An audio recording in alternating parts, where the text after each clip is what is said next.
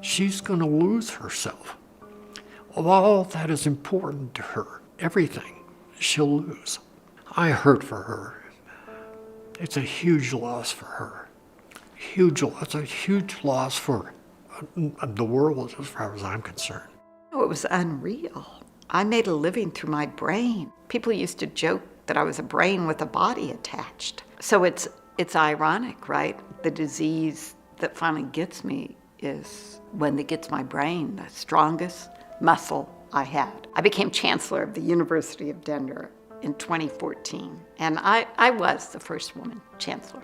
Oh, I loved it. I loved it. It's so complex and so interesting, and being a part of an organization that has a mission to help others, to help save the world, there's nothing better. I noticed that she was more forgetful. She was more tired than she had been before, which is interesting, even with all the sleep. All my life, since I was a small child, I didn't sleep much. And then all of a sudden, around 2017, I started sleeping 8, 9 hours a night. It was weird. That year when I went for my annual physical, I got lost on my way to the doctor's office. My doctor said, let's run a test, and ran one of those very short 10-minute tests. And I didn't pass with flying colors. So she sent me on for more tests. My diagnosis that I had Alzheimer's came in March 2018.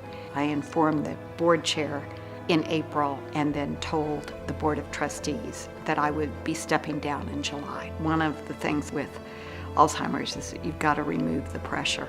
And I had a job where I started at 4:30 in the morning. I would work most days until 9 o'clock. Part of it was just trying to take care of everybody else and just trying to make this easier for other people. And that's kind of one of the ways we tried to cope with it. It was hard.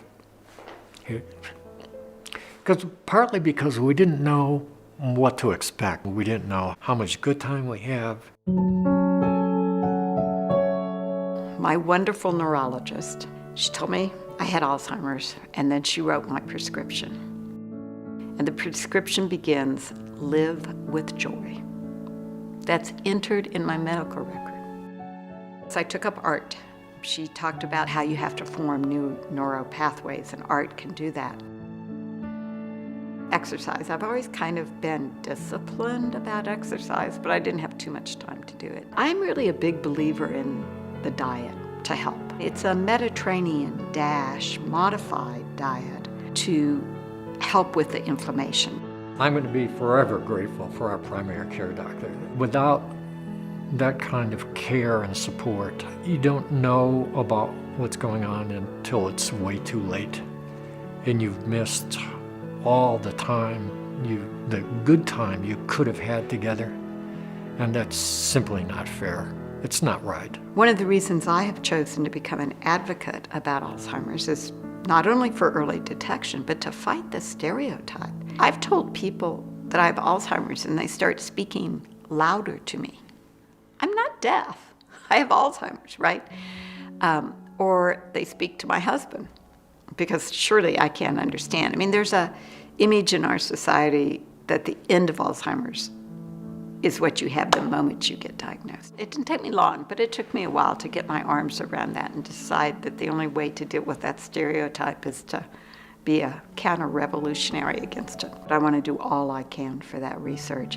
This is a costly disease to this nation. And way too many doctors won't do the test. I've asked all my friends to demand the early detection test. And I have been shocked at the number of doctors who refuse to do it. The research has to go forward. People really need to support the Colorado chapter of Alzheimer's Association. I believe that if we get enough doctors and scientists working together, we'll get this one solved. A cure would be wonderful. It'd be nice to have her back. I hate it for what's going to happen to her. I hate it. You don't want to see the one you love watch you suffer, and they will. And I won't remember their names.